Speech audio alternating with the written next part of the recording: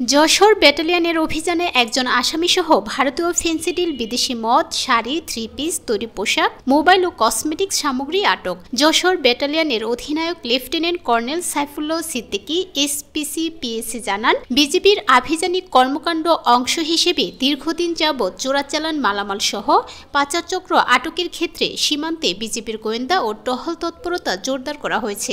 এরই ধারাবাহিকতায় অদ্য 31 ডিসেম্বর 2024 তারিখে Benapole BOP, Andulia BOP, Amrakhali checkpost এবং বেনাপোল আইসিপির সীমান্ত এলাকায় বিশেষ মাদক ও চোরাচালান বিরোধী অভিযান পরিচালনা করে একজন আসামিসহ সর্বমোট 20,500 টাকা মূল্যের ভারতীয় ফেন্সিডিল, বিদেশি মদ, শাড়ি, থ্রি পিস, তৈরি পোশাক, মোবাইল ও কসমেটিক্স সামগ্রী আটক করতে সক্ষম হয়। বিজেপির অধিনায়ক আরও জানান, চোরা কারবারি কর্তৃক মালামাল শুল্ক কর ফাঁকি দিয়ে অবৈধভাবে ভারত হতে বাংলাদেশে পাচার করে জব্দ করা হয়। এভাবে ভারতীয় দ্রব্য সামগ্রী চোরাচালানের কারণে দেশীয় শিল্প ক্ষতিগ্রস্ত হবার পাশাপাশি দেশ উল্লেখযোগ্য রাজস্ব আয় হতে বঞ্চিত হচ্ছে।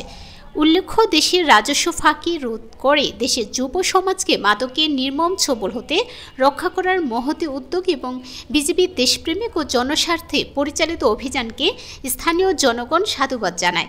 এছাড়াও ভবিষ্যতে বিজেপির এই ধরনের অভিযান অব্যাহত রাখার জন্য অনুরোধ করেন।